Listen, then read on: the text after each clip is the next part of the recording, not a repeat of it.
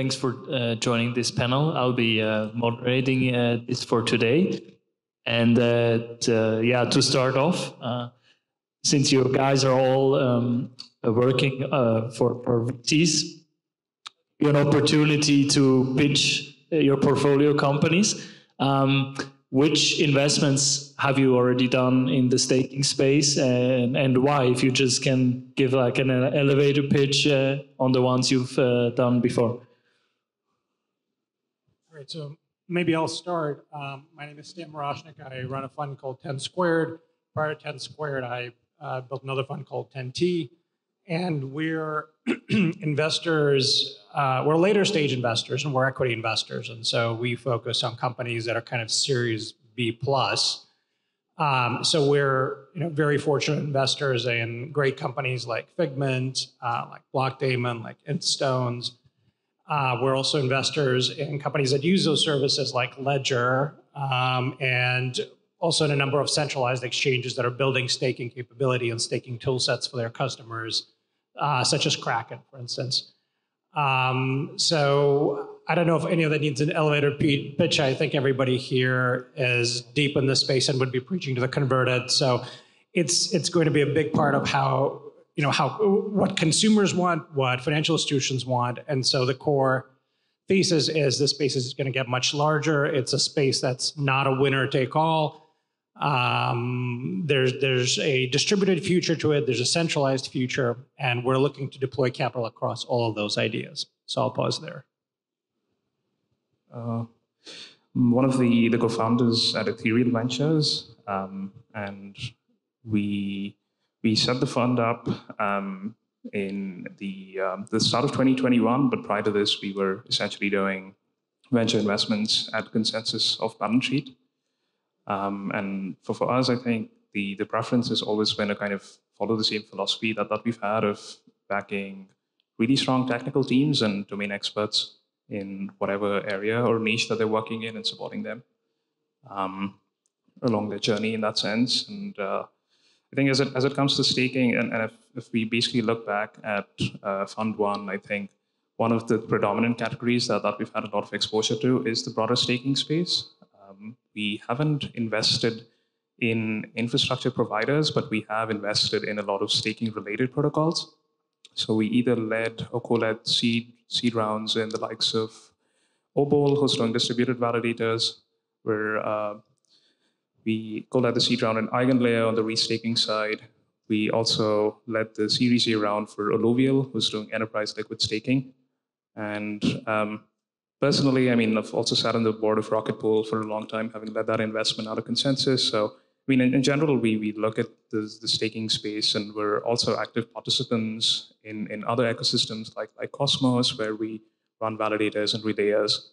And generally believe that the staking space will set the stage for a lot more institutional participation, a lot more ways for people to actually start thinking about securing the networks that they love and they want to keep using towards like a decentralized future. And I'm Nick. I'm an investor at Figment Capital. We're an early stage blockchain infrastructure venture fund that spun out of Figment, the infrastructure provider. We mostly do early stage token investing. So we've made a number of investments in the staking space, but just a few that I'd highlight are Obol, the DVT service provider, Alluvial, which does institutional liquid staking, and then EigenLayer, which of course does restaking. And we're super excited about the future growth opportunities of staking, and so continue to invest in that area. Perfect. So as it looks like you guys are all focusing on different types of staking companies, but in general, if you're evaluating a staking project, what do you really optimize for in terms of your assessment? Like, you could look obviously at the tech, the team, BD capabilities, the unit economics. What's really for you the focus?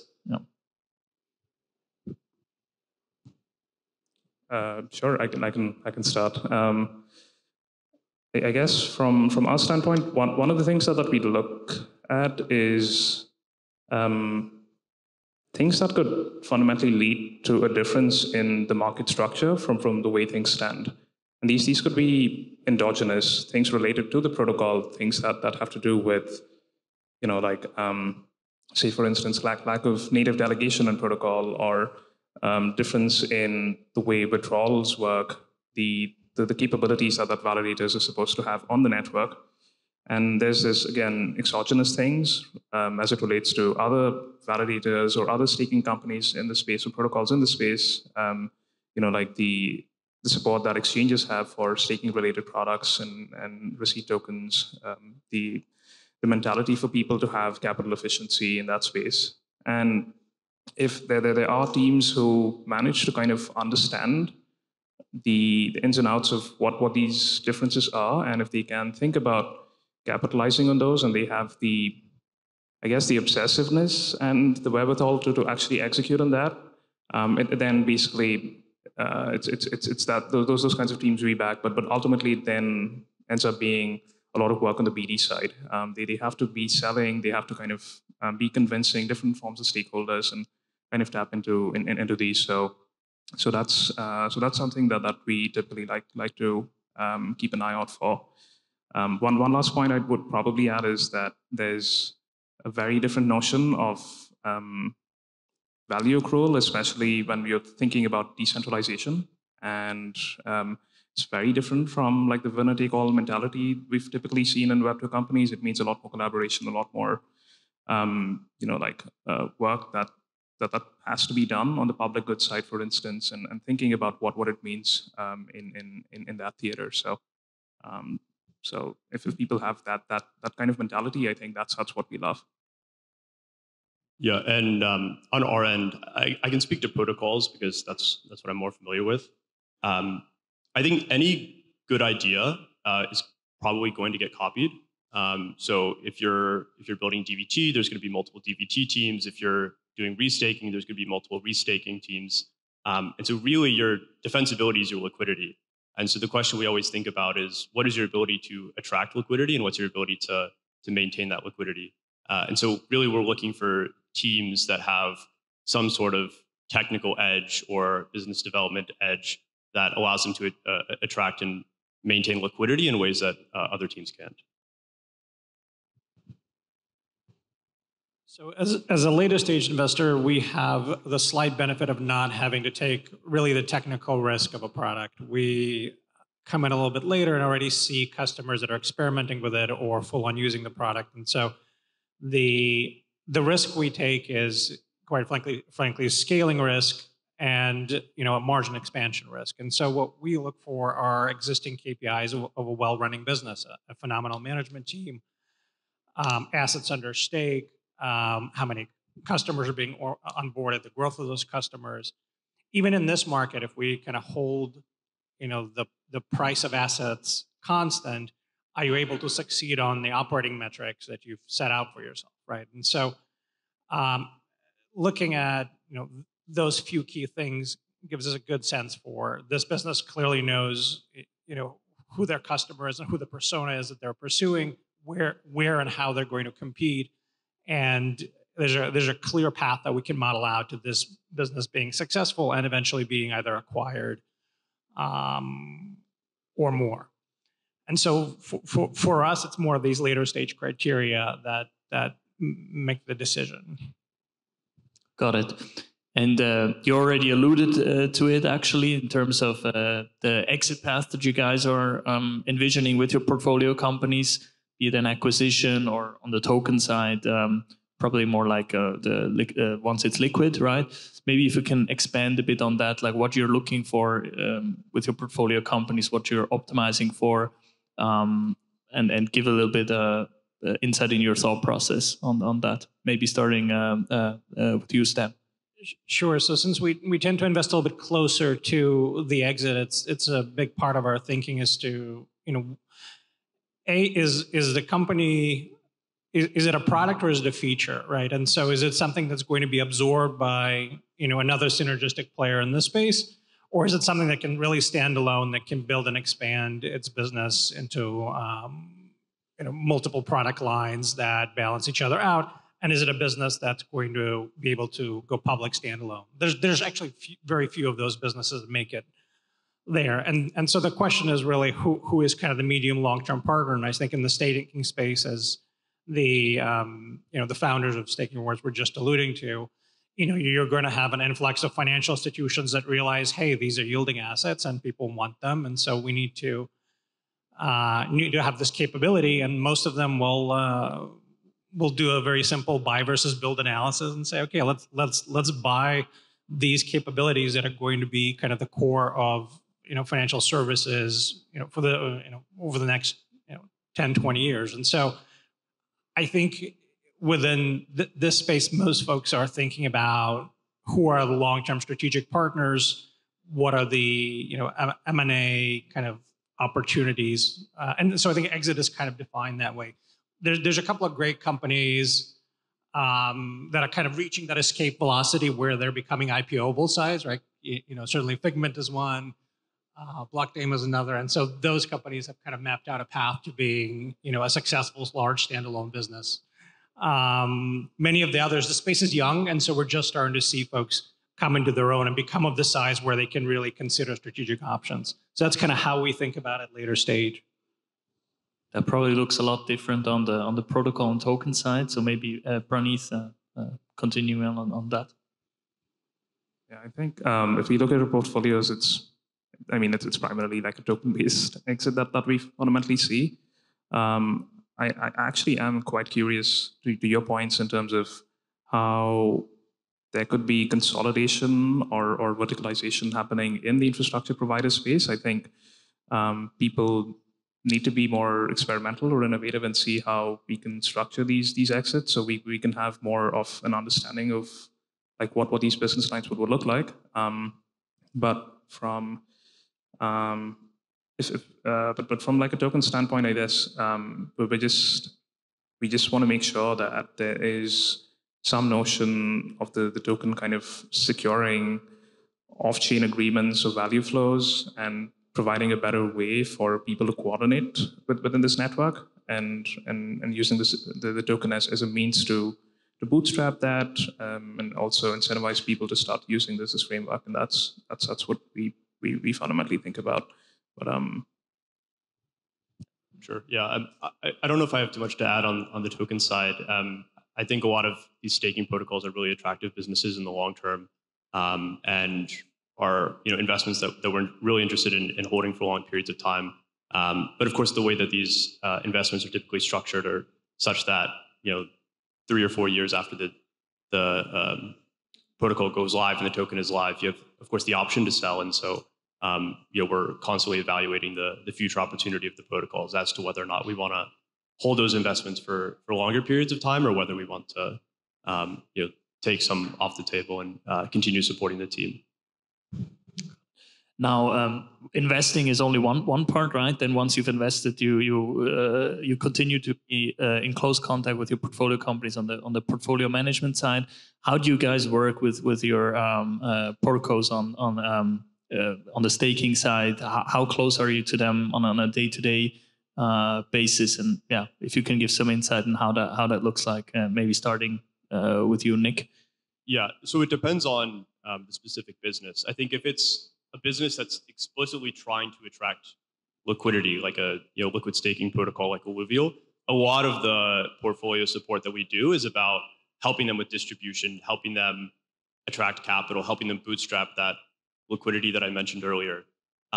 When it comes to say something like Eigenlayer, which is trying to attract protocols that will build on top of it to provide additional yield opportunities to stakers, a lot of what we're doing is helping Eigenlayer with the business development work of attracting those protocols that would want to build on top of its platform. So it depends on the specifics, but typically, they know the tech very well. They have more than enough engineering capability. That's why we invested in them. And so now we're sort of helping them expand their network, meet more teams, attract more liquidity, attract more partnerships, and help them sort of lock in their position as the leading staking infrastructure provider for whatever vertical they're playing in. Just to add to some of those points, those are extremely pertinent. In that sense, there's a few things that we also like to focus on, which are primarily the points around ecosystem alignment.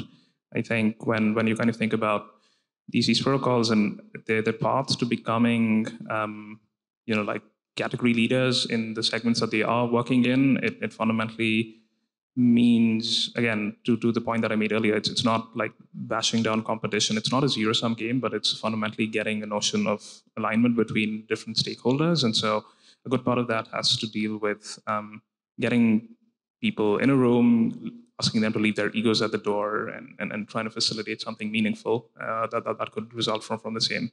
There's a lot of people in the space, and that's something that we want to basically actively foster between our portfolio companies, between the broader space.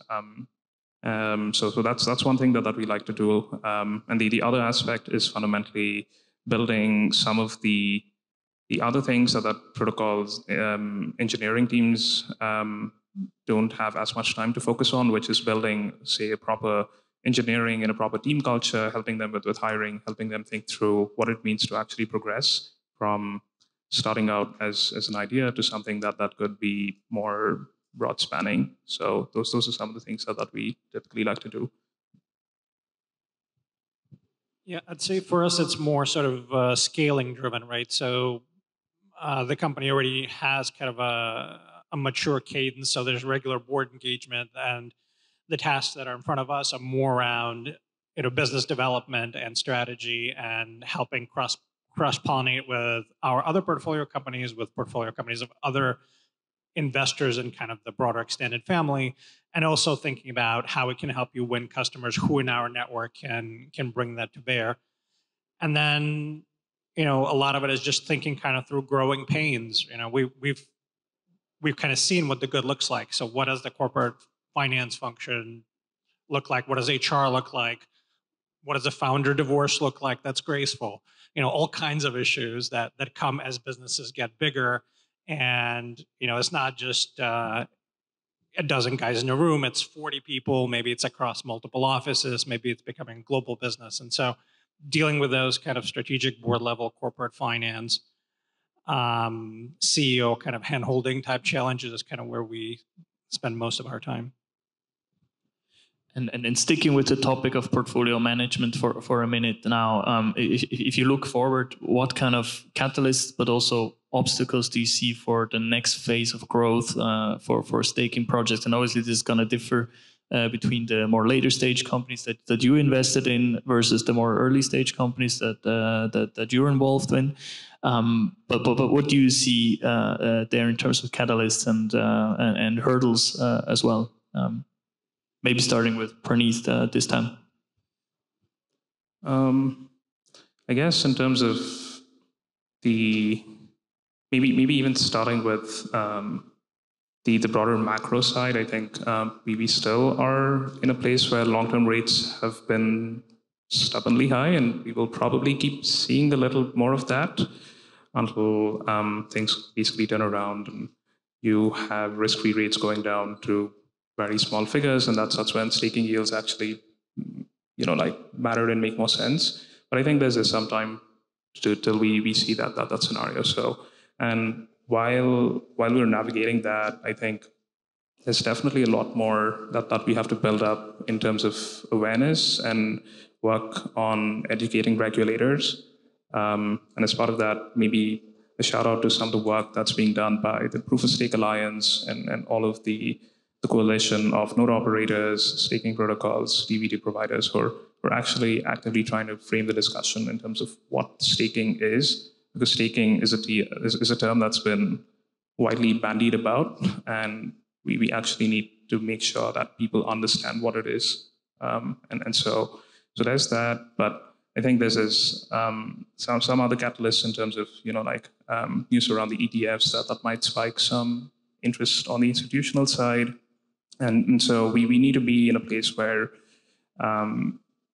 protocols, node operators, and other stakeholders in the industry are actually ready to kind of capitalize on this institutional interest that will be coming in, and be in a place where we can educate them and actually start tapping into those segments, and make it such that staking is, a multi-$100 billion industry a year. Yeah, I think another growth factor is just wider adoption of crypto in general. Praneeth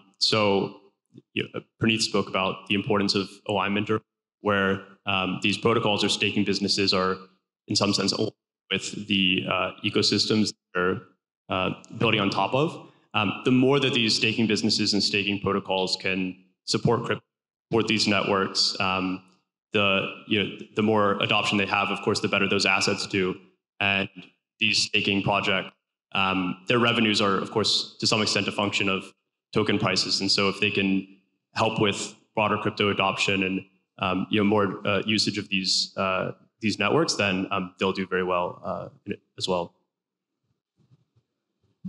Yeah, I'd add to that I think the opportunity and the challenge is abstracting complexity, right? If you think about who are the users that we're addressing, a very small percentage of them are technical, right? The vast majority of the future crypto audience will access crypto through Coinbase, Kraken, Gemini, Ledger, and MetaMask, and will continue to do so. And so how do we figure out a way to deliver a simple enough solution where maybe it is a one-click product? How do we make the products work together where the economics are synergistic to everybody in the value chain? How do we make sure that these gateways don't absorb all the economics in the space, but are sort of ecosystem players and are creating value for everybody at the table? And so I think, again, abstracting complexity, I think, is the big opportunity, but is also a little bit of the challenge I think the industry is facing. Now I want to ask you a bit about the latest developments in the staking space, like DVT and restaking, which our colleagues at Ethereal and in Figment Capital have invested in some projects there. So maybe starting that question with you, Stan, how are these developments going to affect the existing kind of, well, could call them incumbents, but in crypto that's always an interesting term. But how is that going to affect like companies like Figment, Blockdaemon, and how do you see them using these technologies and integrating with their products? So I'd say I kind of love like financial complexity, and so creating derivatives on top of derivatives is super exciting to me. But one thing we should be mindful, especially coming out of this cycle, is how much sort of additional leverage we're introducing into the system, right? And how much rehypothecation is sort of tolerable, and I think that's one of the concerns from my perspective is as these products become more ubiquitous, how do we manage kind of the risk of that leverage? And I'm curious how my colleagues think about it, especially as investors and Icon layer. Yeah, I think from our standpoint, I think I think I'm harping on this point a bit too much, but it's fundamentally like when I look at things like restaking, it's a way for protocols to actually start thinking about incorporating features that were not available in protocol and actually trying to provide like a playground and a testing ground for validators to use some of their capabilities, not just secure the protocols that they're currently working on, but also try and see if there are new features that they could, like lend their support to, and actually start providing these capabilities to Ethereum for that matter, like say single slot finality or having better auction mechanisms that are not natively available in protocol, given like the constraints that we have in terms of the validator set and the way Ethereum works today.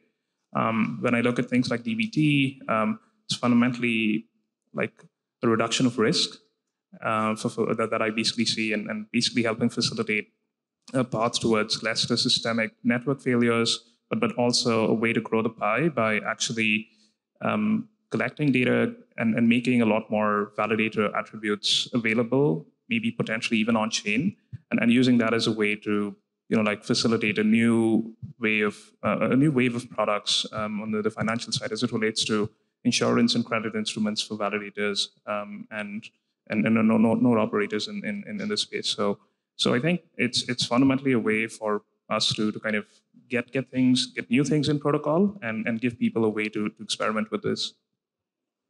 Yeah, and I think the most concise way to think about all the new trends in staking is that they provide more investor optionality. So, originally with POS, you could stake or you could not stake. And then with liquid staking, you could not stake or liquid stake. And with some of these new trends like DVT and restaking, they provide a much wider range of options for investors. So they can choose whatever portfolio of protocols they want to help secure, or what additional services they want to provide with their capital, and get whatever specific risk reward profile they want on their staking. And of course, that needs to be managed responsibly. And hopefully, investors will converge around specific showing points of risk reward profiles. But like all these new tools are about providing optionality for investors and additional expressivity. You have anything to add to that, Stan, or does that make sense for you in terms of the risk management perspective on the rehypothecation of staking yield? No, I think that's an excellent point about introducing additional optionality. I think that's exactly right. I think we're close to the end here. Maybe giving the opportunity to the audience as well to ask questions if there are any.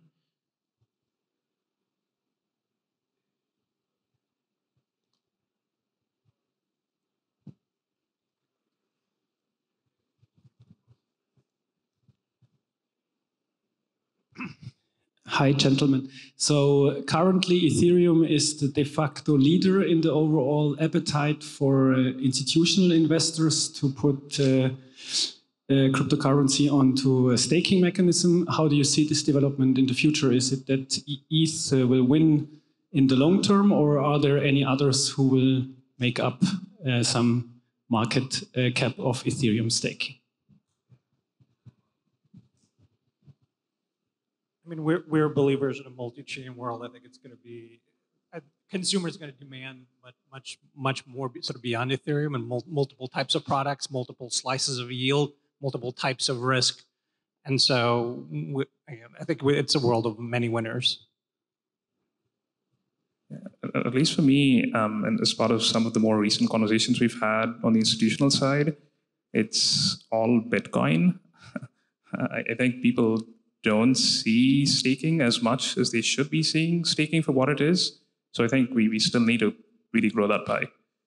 We need to get people to understand what staking is and get to facilitate that. And I think the beneficiary for that will be Ethereum to start with. I think it has the largest stake available. I think there's a lot more understanding around that. So we'll see that, but there could be more flows in the future to other runtimes, to other protocols. So.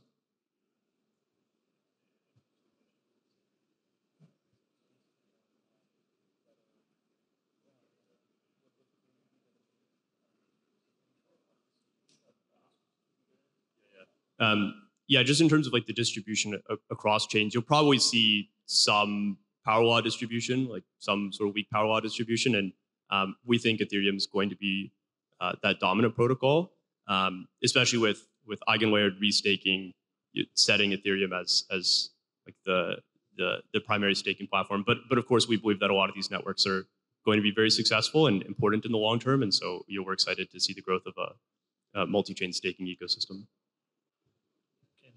Well, that brings us to the end of this panel. Thanks to our amazing panelists here, and thanks for joining.